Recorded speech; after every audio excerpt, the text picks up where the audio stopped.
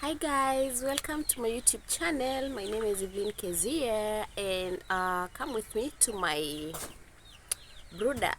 I got some chicks for broilers and I want to show you.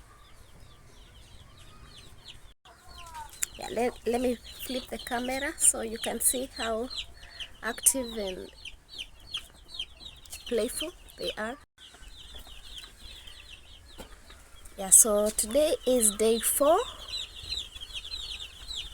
As you can see, they have really grown. They have gained some weight.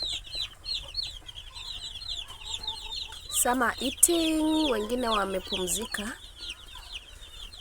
Yeah, that's how it is. So at night or when the weather is a bit cold, I normally put a jiko, and this is my jiko. Yeah, so naekaga makaa hapo ndani, alafu nawasha, nafunika. Nikifunika, then I remove this thing, and then I put this. This is like to cover up so that the warmth can be, absorbed huku chini where the chicks are. And then once I put that kifuniko, and then ninafunika hapa. Yeah, in chakula. This starter crumbs. Yeah, that's more like it.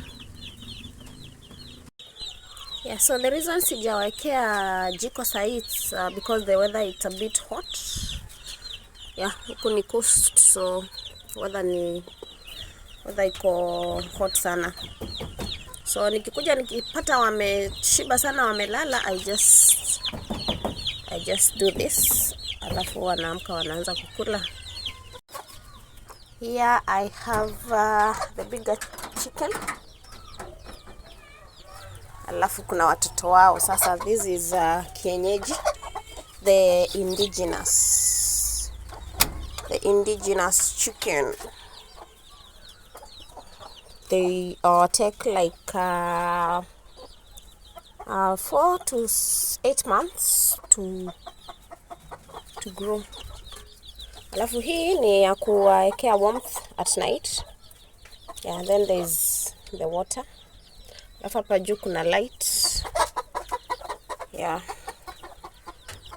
because their coop is a bit dark. Yeah, ikifika usiku though huwa nazima.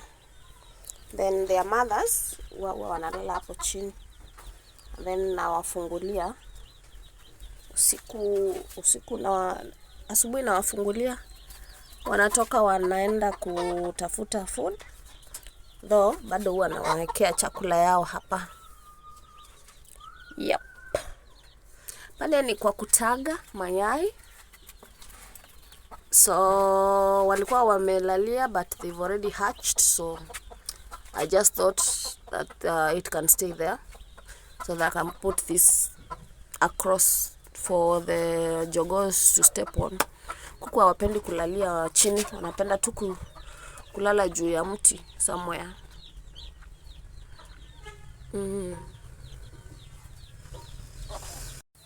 Yeah, so that's more like it. Please subscribe to my YouTube channel for more updates regarding my chicken coop, chicken farm. Thank you. Bye.